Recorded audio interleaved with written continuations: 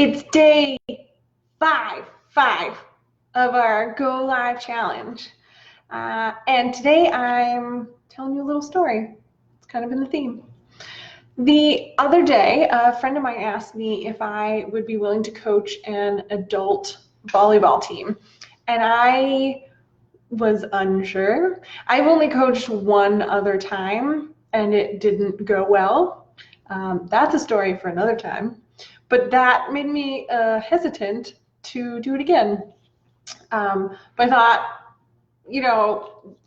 let's try it.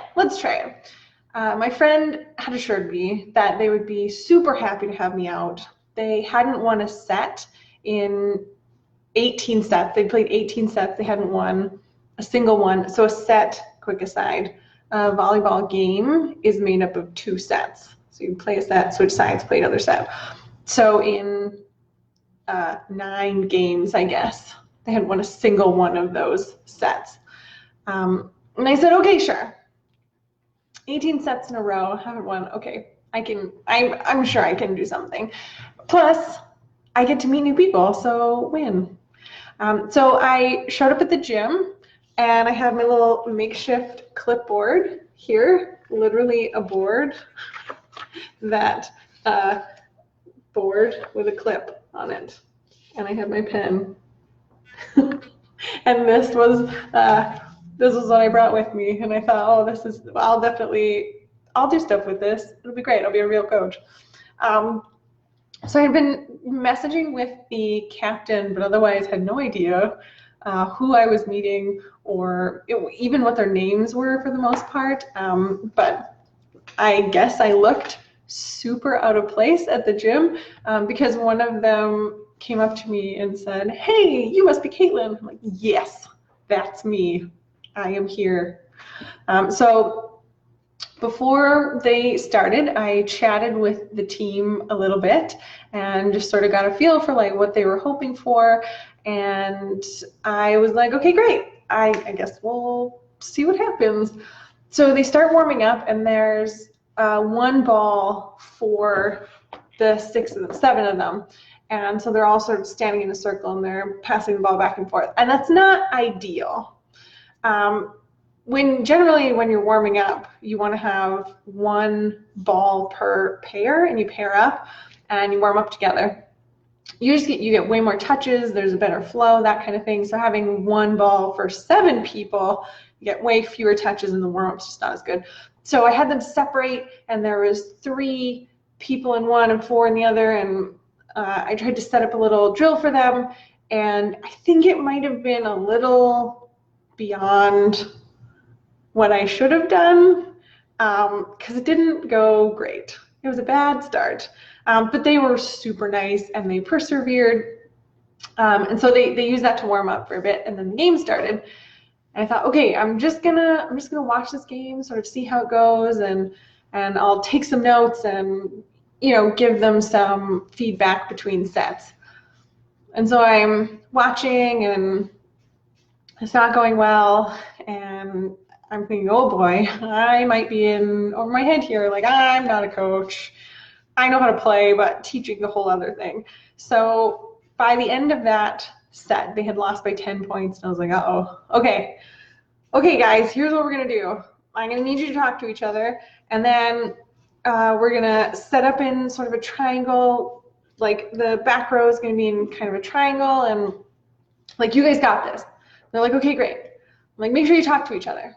So then the next set starts, and it sort of goes the same as the first set, and I don't want to like yell things at them because I don't want it to be, someone makes a mistake and then I'm calling to the team like, hey guys, make sure you don't do that thing that guy just did because it was bad. Like that didn't feel great. So I was nervous to do that. But then, both sets kind of went the same way. They lost again by 10 points, and I thought, oh boy, like they're never gonna ask me back. I'm doing terribly. So we have a little meeting after that, and I say, okay, like you gotta make sure you're talking to each other, and we're gonna set up differently and that kind of thing. So then the next game is about to start, and I was like, okay, guys, I'm gonna draw this for you. I was like, okay, so if here's I'll just draw it first and then. So we have the net and we have the court. This is bad. Net, net, net, court, attack line. Okay, guys, we're going to set up like this. So defense, defense, defense. And we're going to make sure that this back person is covering the back line, and this back person, and then these two people are going to cover inside. Nice low stances. Get real low, like your legs are going to burn by the end of this, and talk to each other. Those are the 3 things that we're going to do in this game. And I thought, this time I'm just going to call out at them. So ball's about to be served, and I said, okay guys, get low, wide stance, call this ball. Whose ball is it? Ball comes over, and they called it, and they passed it, and it was so good. Oh man, I was like, this is what I should have been doing. I should have been just calling out to them those little changes that they needed as they were doing it. So they had a chance to like lock it in and then do it in practice, instead of trying to sort of let them do it on their own and then trying to give them feedback afterwards, and that didn't go well. So they didn't quite win that set, but it was so close. It was 26-27, which unfortunately is hard. Normally you have to win by 2, but this league is a cap at 27. So, but they were so close, only 1 point. And then in the next set, we had the same sort of, okay guys, we're going to talk to each other. Low stance. Those are the only 3 things we're going to do. Those small changes.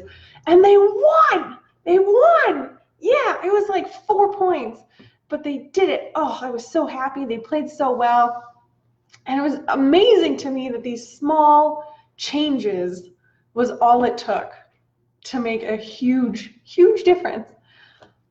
But we see that everywhere. And now that I've done it, I see it everywhere.